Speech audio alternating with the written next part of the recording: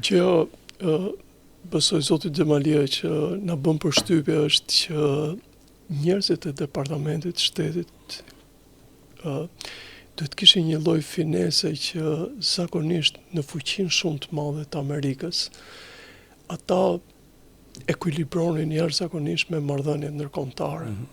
Me një lloj finese, me një lloj kujdesi në qëndrim, në evidentimin e problematikave, për shembull, gjërat që ata kanë thënë për Shqipërinë janë gjëra bazike, qoftë për drogën, qoftë për ekonominë, qoftë për shqetësime. Po këte bënin individ të cilët i shikonin problemet me dekada përpara. Shikoj tani zotin Rubio në shumë momente mundohet të bëjë të fortin, por nuk më duket. Nuk është diplomaci. Nuk është diplomaci. Nuk është, jam plotësisht dakord, por këtë ta bën atë dhe për shembull më bëri përshtypje një administratë shumë arrogante. Po. Edhe në qëndrimet atëre që mbajtën ndaj Zelenskit. Nuk mund mbash. Nuk ka ndodhur në historinë e Amerikës ajo. Nuk ka ndodhur që të merret një mik edhe të fyhet në shtëpi të bardhë edhe në publik, se mund bëhet në dhomën e valet mbyllur. Problemi ishte ju e pa dhe besoj duhet ju këtë bërë përshtypje që edhe pjesa e enturazhit të gazetarëve dhe kështu kishte ndryshuar jashtëzakonisht.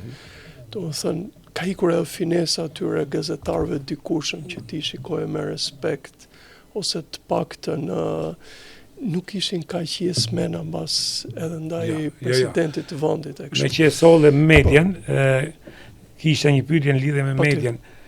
Kjo është e vërtetë që media tash është bo biased në Amerikë dhe ka humbur ramje të madhe besueshmërie nga të dy krahët flas. Ndaç Fox njëri ka bosi si me qenë syrin ne tu, ajo tjetra është bos CNN, nuk ka mo një media serioze ose ka shumë pak gazetarë që janë besueshëm, po edhe ato po largohen, siç ishte Koma për shkakun që e larguan për çështjen e vllajt, por që ishte një gazetar që majte qëndrim të ekuilibrum, nuk pavarësisht se ishte liberal si natyrë.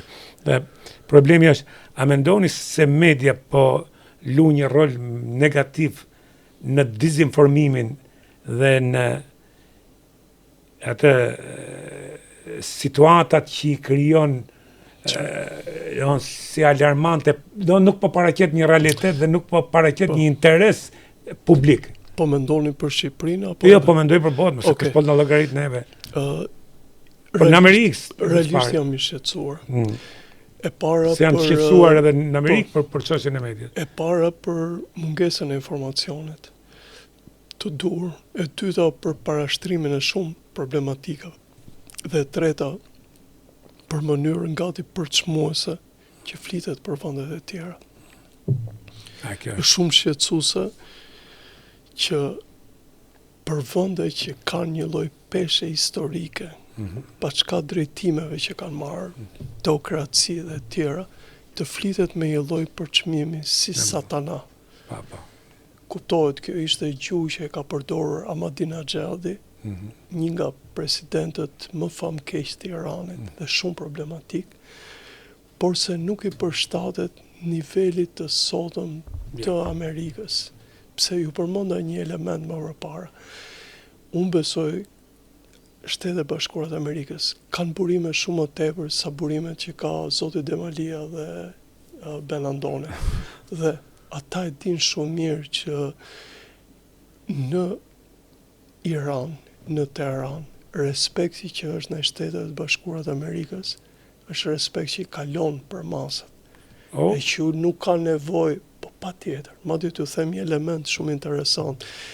Ata në kohën, unë kam qenë për herë të fundit para 9 vjetësh në Moskë. Po si në aparencë është kjo urrëtie, kjo. Ata kanë dhe kjo ky anti-amerikan, do të shikojnë dhe fakte.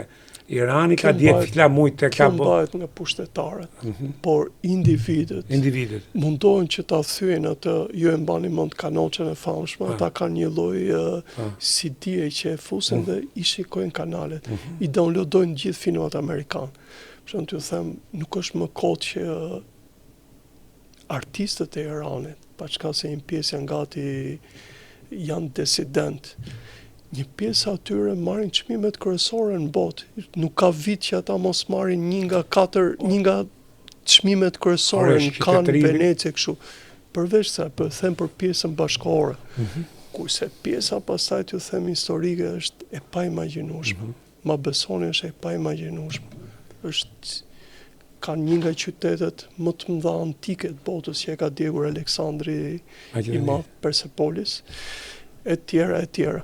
Po pse o thashtë, në thellësi të tyre ka shumë respekt për Shtetet e Bashkuara të Amerikës, madje në universitetin e tyre u kam Kjo është shenjë e mirë, shenjë shpresë. Absolutisht, flasin anglisht e shumë të mirë. Po, Dhe flasin anglisht e në Amerikës, jo anglisht e në British. Ja. Dhe kjo tregon që qasja tyre është qasje me Shtetet e Bashkuara të Amerikës.